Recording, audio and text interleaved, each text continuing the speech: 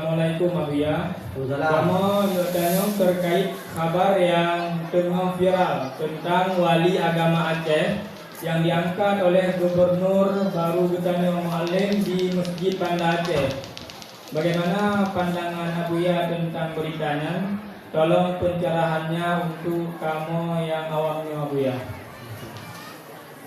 Itu jadi bubur itu pertanyaan dari Abuya punya kayak kira jauh be Abuya jauh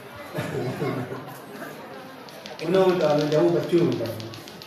Wali agama itu sah-sah saja mau diangkat lah. Tapi yang jadi pertanyaan yang angkat siapa? Nah ini gitu. Betul nak hero Pak Kecil, calon kecil. Pokoknya nggak angkat kau, pokoknya nggak pernah kau kayak gitu kan. Jadi harus ada hasil musyawarah. Oke, musyawarahnya siapa saja yang hadir? Ulama Timur hadir nggak? Ulama Utara hadir nggak? Ulama Barat hadir tidak? Ulama Selatan hadir tidak? Kalau semua ulama hadir, musyawarah dan sepakat serta mufakat diangkat wali agama, nah itu boleh. Itulah musyawarah dan sepakat yang diridhai Allah.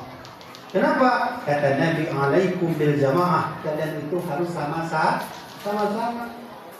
Tapi kalau ada satu kelompok, saya jadi presiden, saya jadi gaji, itu nggak setuju gimana? Nggak usah urus, berarti saya gaji. Oh nggak bisa, harus musyawarah dan musyawarah harus ikut semua ittifaq ulama. Siapa bilang dulu? Bukan dibilang, bukan saya yang bilang.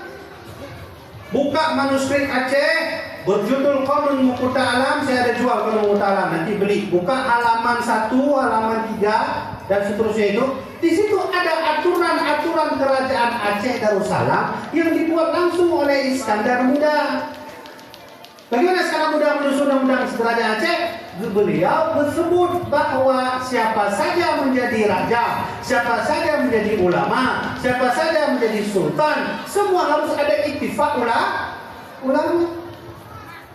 Nyampe pengen. Dan barang saya punya referensi. Buka kitab Qanun Muqta Alam. Ada apa Qanun Muqta Alamnya? Ada Sultan Ali Muhammad Shah, Sultan Iskandar Muda, Sultanah Ratu Safiyatuddin. Mana?